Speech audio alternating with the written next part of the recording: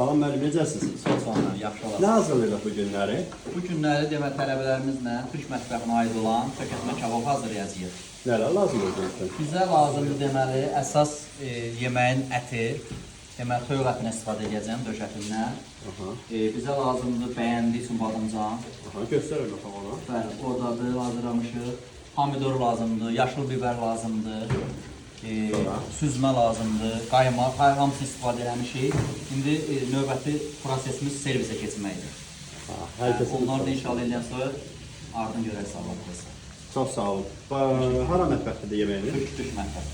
Bəli. Sonra da salatımız da var deyəsən. Deməli, salatımız da barbekü sozlu çöp şiş salatıdır. Aha. İndi onu servisi müəllim sizə göstərəcəyik. Tələbələrimiz də maşallah hamısı da yaxşıdır. İşləyə bilirsiniz uşaqlar. Şükür olsun. Çöp şiş salat eləyəcəm. Bütün hər malzələrim. Demək, çöp şiş salatına da kubik pomidordur, kubik biberdir, barbekü sosdur, toyuq filesidir. Bir də miks göyərtilərdir.